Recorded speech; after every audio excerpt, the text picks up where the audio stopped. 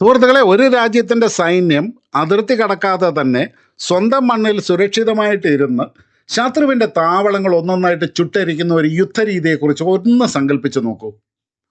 ശത്രുവിൻ്റെ റഡാറുകൾക്കും air defence സിസ്റ്റങ്ങൾക്കും പ്രതികരിക്കാൻ പോലും സമയം കിട്ടുന്നതിന് മുമ്പ് ആയിരക്കണക്കിന് കിലോമീറ്ററുകൾ താണ്ടി വരുന്ന അഗ്നിഗോളങ്ങൾ അവരുടെ കമാൻഡ് സെൻറ്ററുകളെയും വെടിക്കോപ്പ് ശാലകളെയും ചാമ്പലാക്കുന്നു. ഇതിനെയാണ് ആധുനിക ലോകം നോൺ കോണ്ടാക്ട് വാർഫെയർ എന്ന് വിളിക്കുന്നത്. ഇന്ത്യൻ സായുധ സേനകൾ ചരിത്രത്തിലെ തന്നെ ഏറ്റവും വലിയൊരു മാറ്റത്തിലേക്ക് ചുവടുവയ്ക്കാൻ പോവുകയാണ്. ഇന്ത്യയുടെ സ്വന്തം കൺവെൻഷണൽ മിസൈൽ ഫോഴ്സ് അഥവാ ഇൻ്റഗ്രേറ്റഡ് റോക്കറ്റ് ഫോഴ്സ് യാഥാർത്ഥ്യമാകാനായിട്ട് പോകുന്നു. എന്തുകൊണ്ടാണ് ഇന്ത്യക്ക് ഇങ്ങനെ ഒരു ഫോഴ്സ് അനിവാര്യമാകുന്നത്? ചൈനയുടെ 5:1 മിസൈൽ അനുപാതം ഇന്ത്യയെ ഭയപ്പെടുത്തുന്നതാണോ? ഈ റോക്കറ്റ് ഫോഴ്സിൻ്റെ ആയുധപ്പുരയിൽ എന്തൊക്കെ ഉണ്ടാകും? ആവേശകരമായ വിവരങ്ങൾ നമുക്ക് ഈ വീഡിയോയിലൂടെ വിശദമായിട്ടൊന്ന് പരിശോധിക്കാം. എല്ലാവർക്കും നമസ്കാരം. ഞാൻ രഘുനാഥ് ചൈതന്യ ഡിഫൻസ് ആൻഡ് ജിയോ പൊളിറ്റിക്സിലേക്ക് വീണ്ടും സ്വാഗതം. എന്തിനാണ് നമുക്ക് മിസൈലുകൾ മാത്രം ഉൾക്കൊള്ളുന്ന ഒരു പ്രത്യേക ഫോഴ്സ് എന്ന് ചോദിച്ചാൽ അതിനുള്ള ഏറ്റവും മികച്ച ഉത്തരം ഇന്ത്യൻ സൈന്യം അടുത്തിടെ നടത്തിയ ഓപ്പറേഷൻ സിന്ദൂർ തന്നെയാണ്. പാകിസ്ഥാനിലെ ഭീകരവാദ ക്യാമ്പുകൾക്ക് നേരെ ഇന്ത്യ നടത്തിയ ഈ ഓപ്പറേഷൻ ലോകരാജ്യങ്ങളെ പോലും ഞെട്ടിച്ച ഒന്നാണ്. എന്തായിരുന്നു ആ ഓപ്പറേഷൻ്റെ പ്രത്യേകത? ഇന്ത്യൻ അതിർത്തി രേഖയായ LOC മറികടക്കാതെ തന്നെ ലഷ്കർ എ തോയ്ബയുടെയും ജെയ്ഷെ മുഹമ്മദിൻ്റെയും 9 ട്രെയിനിങ് ക്യാമ്പുകളും ഹെഡ്ക്വാർട്ടേഴ്സുകളും വെറും മിനിറ്റുകളുടെ ഉള്ളിൽ ഇന്ത്യൻ മിസൈലുകൾ കൃത്യതയോടെ തകർത്ത് തരിപ്പണമാക്കി. ഒരു യുദ്ധവിമാനമോ പൈലറ്റോ പാകിസ്ഥാന്റെ മണ്ണിലേക്ക് കടന്നില്ല. നമ്മുടെ നാവികസേന അറബിക്കടലിൽ നിന്ന് തീർത്ത ഉപരോധവും ഡ്രോണുകളും മിസൈലുകളും ഉപയോഗിച്ച് നടത്തിയ ഈ ആക്രമണവും ശത്രുവിന് ചിന്തിക്കാൻ കഴിയുന്നതിനും അപ്പുറമായിരുന്നു. ശത്രുവിൻ്റെ വ്യോമ പ്രതിരോധ സംവിധാനങ്ങളെ നോക്കുകുത്തിയാക്കി വളരെ കൃത്യതയോടെ ലക്ഷ്യങ്ങൾ ഭേദിക്കാൻ മിസൈലുകൾക്കുള്ള കഴിവാണ് ഓപ്പറേഷൻ സിന്ദൂർ തെളിയിച്ചത്. ഈ വിജയമാണ് പരമ്പരാഗത യുദ്ധരീതികളിൽ നിന്ന് മാറി ഒരു ഡെഡിക്കേറ്റഡ് മിസൈൽ ഫോഴ്സ് എന്ന ആശയത്തിന് ഇന്ത്യയിൽ വേഗം കൂട്ടിയത്. ഇനി നമുക്ക് ഇന്ത്യയുടെ ഏറ്റവും വലിയ ഭീഷണിയിലേക്ക് വരാം. ലോകത്തിൽ ഇതിനകം തന്നെ സ്വന്തമായിട്ട് വലിയ മിസൈൽ കമാൻഡുകളുള്ള രാജ്യങ്ങളാണ് റഷ്യയും ചൈനയും. റഷ്യയുടെ സ്ട്രാറ്റജിക് മിസൈൽ ട്രൂപ്സ് പോലെ ചൈനീസ് സൈന്യത്തിൻ്റെ ഏറ്റവും വലിയ കരുത്താണ് അവരുടെ people liberation army rocket force. ലോകത്തിലെ തന്നെ ഏറ്റവും വലിയ കൺവെൻഷണൽ ബാലിസ്റ്റിക് ക്രൂസ് മിസൈൽ ശേഖരം അവരുടേതാണ് എന്നാണ് പറയപ്പെടുന്നത്.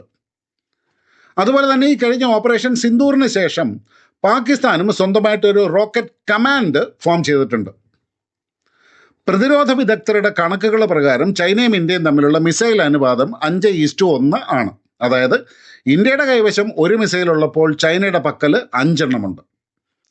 ചൈനയുടെ പക്കലുള്ള DF-21 carrier killer, 4000 kilometre റേഞ്ചുള്ള DF-26 കൂടാതെ DF-100 ഹൈപ്പർസോണിക് മിസൈലുകൾ എന്നിവ അവർ ടിബറ്റൻ പീഠഭൂമിയിലും ഷിൻജിയാങ്ങിലും ഒക്കെ ഇന്ത്യയെ ലക്ഷ്യമാക്കി വിന്യസിച്ചിട്ടുണ്ട് എന്നുള്ള വസ്തുതയും നമുക്കറിയാം.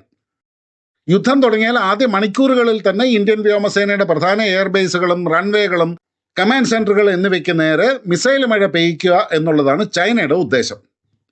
ഈ 5:1 എന്ന അന്തരവും ചൈനയുടെ യുദ്ധതന്ത്രവും മറികടക്കാനായിട്ട് ഇന്ത്യക്കും സ്വന്തമായിട്ട് അതിശക്തമായ ഒരു മിസൈൽ ഫോഴ്സ് കൂടിയേ തീരൂ. ഒരു റോക്കറ്റ് ഫോഴ്സ് രൂപീകരിക്കുന്നതിൻ്റെ പിന്നിൽ വളരെ സാമ്പത്തികവും തന്ത്രപരവുമായ കാരണങ്ങളുണ്ട്. ഒരു യുദ്ധത്തിൽ ശത്രുവിൻ്റെ രാജ്യത്തിനകത്തുള്ള ഒരു പ്രധാന റഡാർ സ്റ്റേഷനോ എയർ ഡിഫൻസ് സിസ്റ്റമോ തകർക്കണമെന്ന് കരുതുക. പരമ്പരാഗത രീതിയിൽ നമ്മളൊരു റഫാൽ അല്ലെങ്കിൽ സുഖോയ് 30 യുദ്ധവിമാനം അവിടേക്ക് അയക്കണം. ഒരു റഫാൽ വിമാനത്തിൻ്റെ വില ഏകദേശം 600 മുതൽ 800 കോടി രൂപ വരെയാണ്. ഇതുകൂടാതെ വിലമതിക്കാനാവാത്ത പരിശീലനം ലഭിച്ച ഒരു പൈലറ്റും. ചൈനയെ പോലെ ഒരു ശത്രുവിൻ്റെ അത്യാധുനിക S-400 പോലെയുള്ള സിസ്റ്റങ്ങൾ ഈ വിമാനത്തെ വെടിവെച്ചിട്ടാൽ രാജ്യത്തിനുണ്ടാകുന്ന സാമ്പത്തികവും മാനസികവുമായിട്ടുള്ള നഷ്ടവും വളരെ വലുതാണ്. അതുകൊണ്ട് ഇതിന് പകരമായിട്ട് ഒരു ബ്രഹ്മോസ് അല്ലെങ്കിൽ പ്രളയ മിസൈൽ വിക്ഷേപിച്ചാലോ? ഒരു ബ്രഹ്മോസ് മിസൈലിന് പരമാവധി 25 മുതൽ 30 കോടി രൂപ വരെ മാത്രമാണ് ചിലവ് വരുന്നത്. മനുഷ്യജീവൻ അപകടവുമില്ല. 100% കൃത്യതയോടെ ലക്ഷ്യം തകർക്കുകയും ചെയ്യാം. ഇതുകൂടാതെ മിസൈൽ ഫോഴ്സ് നൽകുന്ന മറ്റൊരു വലിയ മുൻതൂക്കമാണ് ആൻറ്റി ആക്സസ് ഏരിയ ഡിനയൽ, അതായത് A2AD. നമ്മുടെ അതിർത്തിയിലേക്ക് ശത്രുവിൻ്റെ വലിയ സൈനിക വ്യൂഹങ്ങൾ പ്രവേശിക്കുന്നത് തടയാനായിട്ട് അതിർത്തിയിൽ നിന്നും 100 കണക്കിന് കിലോമീറ്ററുകൾ അകലെ വെച്ച് തന്നെ അവരുടെ പാലങ്ങളും സപ്ലൈ ലൈനുകളും എല്ലാം തകർക്കാനായിട്ട് മിസൈലുകൾക്ക് മാത്രമേ കഴിയൂ. ഇത്രയും നേട്ടങ്ങൾ ഉണ്ടായിട്ടും എന്തുകൊണ്ടാണ് ഇന്ത്യ ഒരു മിസൈൽ ഫോഴ്സ് ഉണ്ടാക്കാൻ ഇത്രയും വൈകിയത്? അതിനുള്ള പ്രധാന കാരണം ഇന്ത്യയുടെ ആണവ നയമാണ്. ഇന്ത്യയുടെ പക്കലുള്ള ആണവായുധങ്ങൾ പ്രയോഗിക്കാനുള്ള പൂർണ്ണ അധികാരം പ്രധാനമന്ത്രിയുടെ കീഴിലുള്ള സ്ട്രാറ്റജിക് ഫോഴ്സസ് കമാൻഡിനാണ്. ചൈന അവരുടെ ആണവ പോർമുന ഘടിപ്പിച്ച മിസൈലുകളും സാധാരണ പോർമുന ഘടിപ്പിച്ച മിസൈലുകളും ഒരേ റോക്കറ്റ് ഫോഴ്സിന്റെ കീഴിലാണ് നിലനിർത്തുന്നത്.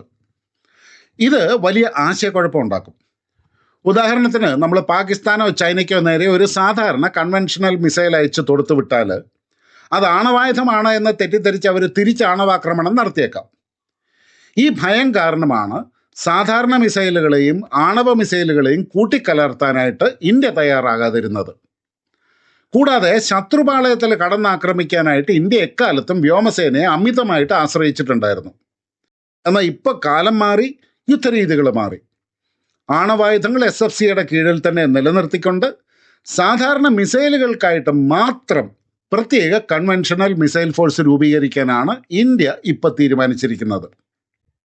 ഇനി നമുക്ക് എല്ലാ പ്രതിരോധ സ്നേഹികളും കാത്തിരുന്ന ഭാഗം കൂടി ഒന്ന് നോക്കാം. രൂപീകരിക്കാൻ പോകുന്ന ഈ കൺവെൻഷണൽ മിസൈൽ ഫോഴ്സിന്റെ ആയുധപ്പുരയിൽ ഏതൊക്കെ മിസൈലുകളായിരിക്കും ഉണ്ടാവുക? അവയുടെയൊക്കെ സംഹാര ശേഷി എത്രത്തോളമാണ്?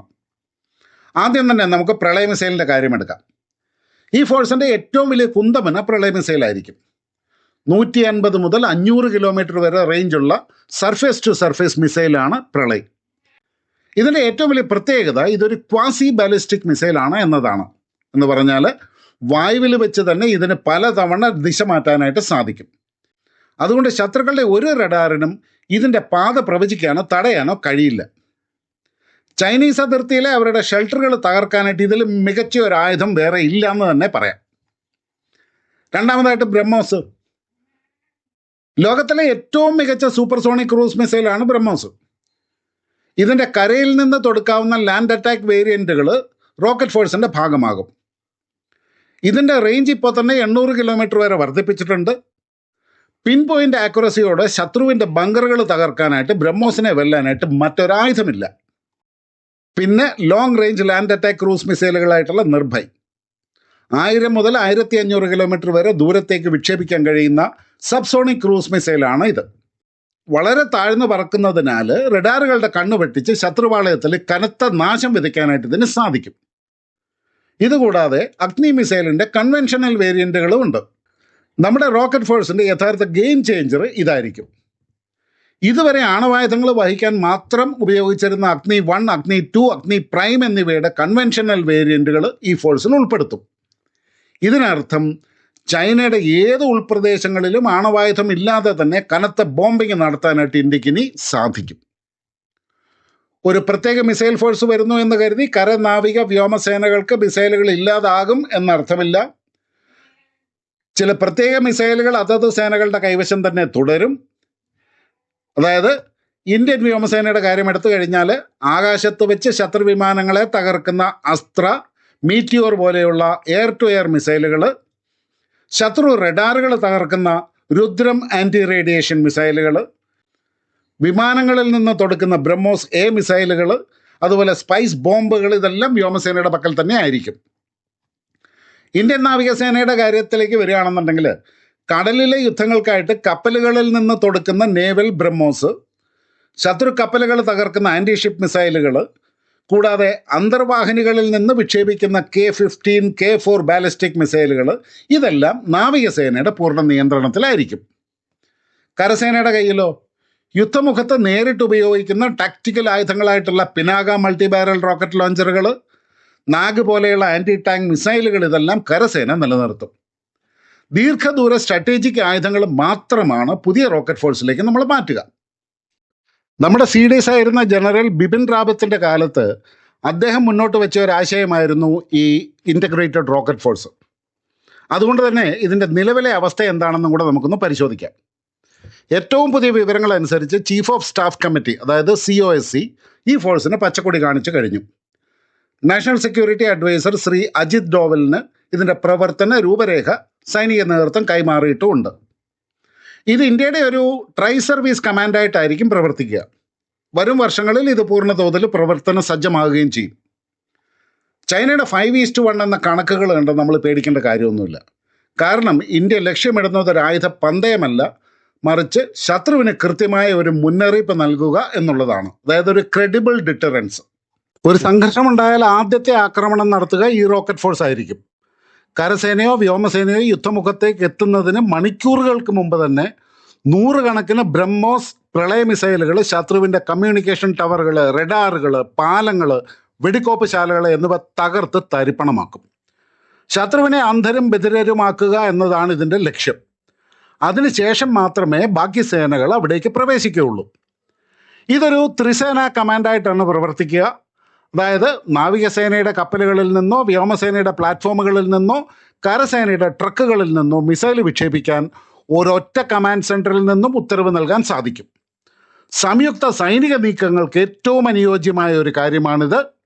ശത്രുക്കളുടെ ചലനങ്ങൾ നിരീക്ഷിക്കാനായിട്ട് സാറ്റലൈറ്റുകൾ, ഡ്രോണുകൾ, AI എന്നിവയെല്ലാം കോർത്തിണക്കിയ ഒരു വലിയ ഡാറ്റ ശൃംഖല തന്നെ ഇതിനായിട്ട് തയ്യാറായിക്കൊണ്ടിരിക്കുകയാണ്. ഇന്ത്യയുടെ മണ്ണിൽ ഒരു പോറലേറ്റാൽ അതിർത്തി കടക്കാതെ തന്നെ ശത്രുവിൻ്റെ സമ്പദ് വ്യവസ്ഥയും സൈനിക താവളങ്ങളെയും ഭൂപടത്തിൽ നിന്ന് തന്നെ മായ്ച്ചു കളയാൻ കഴിവുള്ള അതിശക്തമായ ഒരു മിസൈൽ ശൃംഖല രാജ്യത്ത് ഒരുങ്ങിക്കഴിഞ്ഞു. ഓപ്പറേഷൻ സിന്ദൂറിലൂടെ ശത്രുക്കൾ അതിൻ്റെ ചെറിയ ട്രെയിലർ മാത്രമേ കണ്ടിട്ടുള്ളൂ. മുഴുവൻ സിനിമ വരാനിരിക്കുന്നതേ ഉള്ളൂ.